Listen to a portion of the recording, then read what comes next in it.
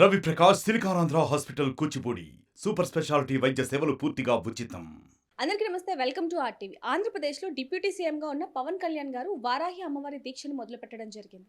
అసలు వారాహి అమ్మవారి దీక్ష అంటే ఏంటి? దాంట్లో ఏ విధంగా పూజలు చేయాలి? ఏంటనే దాని గురించి ఇప్పుడు మనతో పాటు కిరణ్ శర్మ గురువు గారు ఉన్నారు. ఆయనతో మాట్లాడదాం. నమస్కారం గురుగారు. నమస్తే అమ్మా. గురుగారు, ఆంధ్రప్రదేశ్లో డిప్యూటీ సీఎంగా ఉన్న పవన్ కళ్యాణ్ గారు వారాహి అమ్మవారి దీక్షను మొదలుపెట్టడం జరిగింది. అసలు ఏ విధంగా మొదలు పెట్టాలి? అమ్మవారి పూజా విధానం ఏ విధంగా ఉంటుందండి? ఒకటేంటంటే పవన్ కళ్యాణ్ గారు వారాహి దీక్ష చేస్తున్నారు అనేటువంటి ప్రచారాన్ని మనం తీసుకెళ్తున్నాం తప్ప వారాహి దీక్ష ఎందుకు చేయాలి అనేది విషయం ముందు మనం పాయింట్అవుట్ చేసుకుంటే, ఈ వారాహి దీక్షను 2023 జూన్ నెలలోనే పవన్ కళ్యాణ్ గారు ఇప్పుడున్నటువంటి ప్రముఖమైనటువంటి డిప్యూటీ సీఎం గారు ఇది మొదలుపెట్టిన విషయం మనకి గత సంవత్సరం జరిగిన విషయం. దాన్ని మొదలుకొని ఆయన ఈ సంవత్సరంలో కూడా ఈ పంచమి రోజున అంటే మొన్న సోమవారం రోజునే జరిగింది, స్టార్ట్ అయింది. అంటే సోమవారం రోజునే దానికి గణపతి ప్రారంభం చేశారు. మంగళవారం నుంచి అంటే నిన్నటి నుంచి అది ప్రారంభమై 9 రోజులు కంటిన్యూగా కఠినమైనటువంటి దీక్షలో ఉంటారు వారు. అంటే ఇప్పుడు మాకు అక్కడ తెలిసినటువంటి ఋత్వికులు ఉన్నారు, అక్కడ ఋత్వికులు మా వాళ్ళు కాబట్టి వాళ్ళ సంకల్పం ఏంటి అని మేము అడిగినప్పుడు లోక కళ్యాణం కొరకు ఈ యొక్క దీక్ష అప్పుడు ప్రారంభం చేశారు.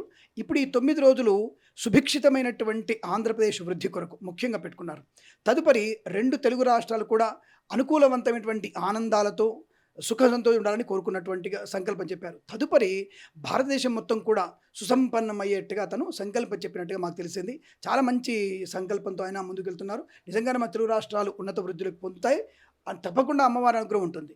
ఇక మనం వారాహి ఉత్సవాల గురించి మాట్లాడుకున్నట్టయితే అసలు ఆషాఢ మాసంలో శుద్ధమైనటువంటి పాడ్యమి నుంచి ప్రారంభమవుతాయి. అంటే మనకి జ్యేష్ఠ పౌర్ణమి వెళ్ళిపోయిన తర్వాత ఇక్కడ ప్రాంతంలో మనకి అంటే తెలంగాణ ప్రాంతంలో ఎలా అయితే బోనాలు ప్రారంభమవుతాయో అక్కడ కూడా ఆషాఢ మాసంలో శుక్లపక్ష పాడ్యమి నుంచి మనకి అంటే 6వ తేదీ నుంచి జూలై 6వ తేదీ నుంచి ఈ ఆషాఢ అమ్మవారి యొక్క ఈ వారాహి అమ్మవారి ఉత్సవాలు ప్రారంభమవుతాయి. అసలు ఈ వారాహి అమ్మవారి ఉత్సవాలు అంటే ఏమిటంటే మన శరన్నవరాత్రులు కార్తీక మాసంలో ఆశ్వయుజ మాసంలో చేస్తున్నటువంటి ఈ శరన్నవరాత్రి ఉత్సవాలు, ఉగాది సందర్భంగా చేసినటువంటి వసంత నవరాత్రులు ఎట్లా ఉంటాయో ఇక్కడ ఆషాఢ మాసం చేసేటువంటి ఉత్సవాలు కూడా దంష్ట్రాకరాళం అంటే అమ్మవారికి పంది ముఖంతో ఉన్నటువంటి అమ్మవారు. వారాహి అంటే మనకి వరాహ రూపం. ఈ వరాహ అవతారంలో అమ్మవారు చాలా తీక్షణమైనటువంటి ఉద్రేకంతో ఉంటుంది. అంటే కొన్ని ప్రాంతాల్లో దీన్ని ఒక రకంగా చెప్పాలంటే తాంత్రిక పూజలకు ఎక్కువ ఉపయోగిస్తారు. దీన్ని తాంత్రిక పూజలు ఎక్కువ చేస్తారు అమ్మవారిని. అటువంటి తాంత్రికపరమైనటువంటి పూజలు ఎక్కువగా ఉంటాయి.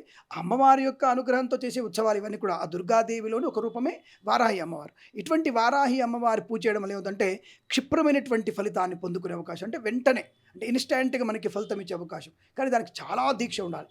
అటువంటి కఠినమైన దీక్షని మనకి మరి డిప్యూటీ సీఎం గారు అది పూనుకోవడం, 9 రోజులు కూడా కఠిన నియమాలతో ఉండడం. కేవలం ఆ రోజు మీరు నమ్ముతారో నమ్మరో, ఒకప్పుడు మనకి 2026 ప్రాంతంలో మన ప్రధానమంత్రి గారు అమెరికా వెళ్ళినప్పుడు శరన్నవరాత్రి ఉత్సవాలు జరిగాయి.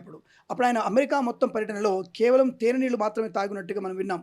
ఇప్పుడు మనకిది 2014 తర్వాత ప్రధానమంత్రి అయిన ప్రారంభంలో అనుకుంటా ఇది. అలాంటి కఠిన నియమాలతోనే ఈ పవన్ కళ్యాణ్ గారు కేవలం మధ్యాహ్నం పూట తేనె నీళ్ళు మరియు పళ్ళు మాత్రమే తినాలి. ఉదయం కానీ మధ్యాహ్నం కానీ రాత్రి కానీ భోజనం చేయకూడదు. నేల మీదనే పడుకోవాలి. కఠినమైనటువంటి దీక్షలు ఉంటాయి దానికి. అటువంటి దీక్ష తీసుకొని ఆ యొక్క మహనీయుడు అని చెప్తాను, అంటే ఒక భాషలో మహనీయుడు అని చెప్తాను నేను. అటువంటి దీక్ష తీసుకొని ఈ కలియుగంలో అంతటి స్థానంలో ఉండి చరిష్మా ఉండి ఒక కథానాయకుడిగా ఉండి తను అనుకున్నటువంటి అమ్మవారి ఉపాసన చేస్తూ లోక కళ్యాణం చేసేటువంటి ఉత్సవం వారాహి అమ్మవారి యొక్క పూజా విధానాల్లో తనకి అఖండితమైనటువంటి శుభయోగం కలుగుతున్న విషయం ఖచ్చితంగా చెప్పవచ్చును. అటువంటి దీక్ష అనేది ఆయన సాహసంగానే పూనుకున్నాడని చెప్పవచ్చు మనం. గురుగారు, అమ్మవారి పూజా విధానం ఏ విధంగా ఉంటుందండి?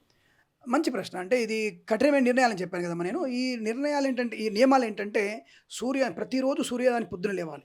ఒక రకమైనటువంటి శ్రీచక్రార్చన అంటారు. శ్రీచక్రార్చన విధానమే ఉంటుంది ఎక్కువగా. 9 కలశాలు పెట్టి ఒక ప్రధాన కలశం పెట్టి శ్రీచక్రంలో అమ్మవారిని ఆవాహనం చేస్తారు. ఉదయం మొత్తం కూడా శ్రీచక్రార్చన, చండీ పారాయణం చేసుకొని, చండీ ఉపాసనలు ఎక్కువగా ఉంటాయి. బీజాక్షర మంత్రాలు అంటే వారాహి అమ్మవారికి కొన్ని బీజాక్షర మంత్రాలు ఉంటాయి. ఆ బీజాక్షర మంత్రాలతో అమ్మవారిని కలశంలోకి ఆవాహనం చేసి ముందు శ్రీచక్రార్చన చేసి ఆ తదుపరి హోమం కూడా చేస్తారు. ప్రతిరోజు హోమం ఉంటుంది. ఉదయం మొత్తం కూడా హోమం ఉంటుంది. సాయంత్రం సమయంలో మళ్ళీ అమ్మవారికి కుంకుమార్చనలు ఉంటాయి.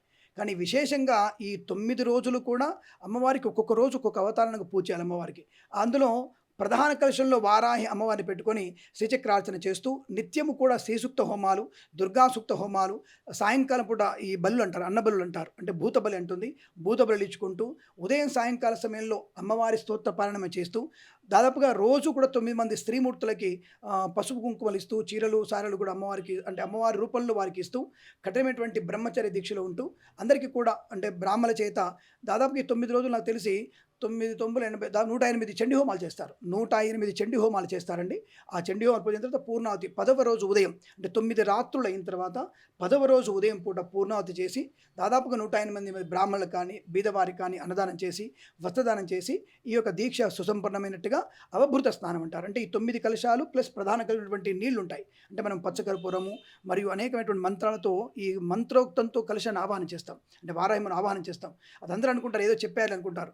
అసూనీతే పునరస్మా చక్షుః పునఃప్రాణమిహనో దేహి భోగం జోపశ్యేమ సూర్యముచ్చరంతమనుమతే మృడయాన స్వస్తి అమృతం వై ప్రాణ అమృతనాభ ప్రాణానేవ యదా స్థానముపహ్వయతి. ఇది అమ్మవారికి ప్రాణప్రతిష్ఠ మంత్రం. అంటే అమ్మవారికి కాదు, అందరికీ కూడా ఇది ప్రాణప్రతిష్ఠ మంత్రం. ఇటువంటి కొన్ని దాదాపుగా 1116 మంత్రాలు ఉంటాయి దీంట్లో. ఆ మంత్రాలన్నిటితో కూడా అమ్మవారిని ఆవాహనం చేస్తారు. ఎప్పుడైతే ఈ నీళ్ళల్లో అమ్మవారిని ఆవాహనం చేసి వట్టివేళ్ళు, పచ్చకర్పూరము, లవంగాలు, యాలకులు ఇవన్నీ కలశంలో వేసి అమ్మ చేసి 10వ రోజు పొద్దున్న పూర్ణావతి అయిన తర్వాత అవభృత స్నానం ఉంటుంది. అంటే దంపతులకి అవభృత స్నానం చేయిస్తారు మంత్రోక్తంగా.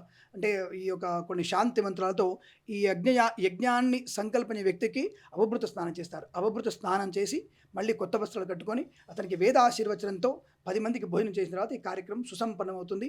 అక్కడికి దీక్ష పరిపూర్ణ అవుతుంటుంది. కఠినమైనటువంటి నిర్ణయాలు ఉంటాయి, కఠినమైన నియమాలు ఉంటాయి. నిమ్మకాయల మాల వేస్తారు అమ్మవారికి. కొన్ని కాళరాత్రి అంటే ఈ 9 రోజుల్లో ఒక రోజు అర్ధరాత్రి కూడా పూజ ఉంటుంది. కాళరాత్రి పూజ అంటారు దాన్ని. ఆ పూజ కూడా చేసేటువంటి అవకాశాలు ఉంటాయి. ఇలా కఠినమైనటువంటి నియమాలతో చేసేటువంటి వారాహి అమ్మవారి ఉత్సవం దీక్షలు తప్పకుండా మనకి ప్రతిఫలితాన్ని కలిగిస్తాయి. దీక్షగా చేస్తున్న వారికి మంచి ఫలితాలు ఉంటాయి, అతనికి యశస్సు ఉంటుంది, ఆరోగ్యం ఉంటుంది. మరొకసారి రాబోయే కాలంలో అతను ముఖ్యమంత్రిగా మనం చూడగలిగే అవకాశం కూడా ఉండవచ్చు అమ్మవారి అనుగ్రహం చేత. శుభమస్తు. సర్వేజన సుఖినో భవంతు. నమస్కారం. అయితే గురుగారు, వారాహి అమ్మవారి పూజ దంపతులు ఇద్దరు కలిసి చేయాలి అంటారా ఖచ్చితంగా? ఇక్కడ కొంతమంది జరిగేటువంటి ప్రశ్న ఇక్కడ అంటే అసంబద్ధమైనటువంటి ప్రశ్నలు అడుగుతుంటారు. అంటే ఆవిడ భారతీయ వ్యక్తి కాదు కదా, పవన్ కళ్యాణ్ గారి ఉప ముఖ్యమంత్రి గారి భార్య భారతీయురాలు కాదు కదా అంటారు. భారతదేశం యొక్క తన యొక్క పూర్తి స్థాయి నమ్మకంతో ఆవిడొచ్చి కట్టుబొట్టుతో వచ్చి మన సంప్రదాయాన్ని పాటిస్తున్నప్పుడు ఏ వ్యక్తి అయినా హిందూ స్త్రీగా మారిపోవాల్సిందే. కాబట్టి అటువంటి హిందూ స్త్రీగా తన భార్యగా స్వీకరించినప్పుడు, తనకి తాళి కట్టినప్పుడు తను భార్యను అవుతుంది. సరే, 2, 3 భార్యను విషయం పక్కబెట్టి అనవసరమైనటువంటి ఈ కామెంట్స్కి దూరం ఉందాం. ఇప్పుడు తను అనుకున్నటువంటి భార్యతో కూర్చొని తను ఉత్సవం చేసుకోవడం, భార్యాభర్తలు కూర్చొని చేసుకోవాలి. మరి ఇక్కడ పవన్ కళ్యాణ్ గారు భార్యాభర్తలు కూర్చొని చేసుకున్నారనుకుంటున్నాను నేను. ఇంతవరకు విజువల్స్ బయటికి రాలేదు, కానీ తప్పకుండా భార్యాభర్తలు కూర్చొని చేస్తారు. ఎందుకంటే అగ్నిహోత్రాన్ని భార్యనే అందివ్వాలి. ఇక యాక్చువల్గా ధర్మశాస్త్ర ప్రకారంగా మనం హోమం చేసేటువంటి అగ్నిహోత్రాన్ని భార్యనే అందిస్తేనే ఆ యజ్ఞానికి సుసంపన్నం అవుతుంది. కాబట్టి ఆవిడే అందించి ఉండవచ్చును, లేదంటే తను సొంతంగా బ్రాహ్మణ చేత కూడా తీసుకునేటువంటి అవకాశం కూడా ఉంటుంది. అలా కూడా చేయవచ్చు. భార్యాభర్తలు కూర్చొని చేసుకోవాలి. థ్యాంక్ యూ గురుగారు. శుభమస్తు. మరిన్ని వీడియోస్ కోసం ఛానల్ ని సబ్స్క్రైబ్ చేయండి. లేటెస్ట్ అప్డేట్స్ కోసం వాట్సాప్ ఛానల్ ని ఫాలో చేయండి. అండ్ లింక్ డిస్క్రిప్షన్ లో ఉంది.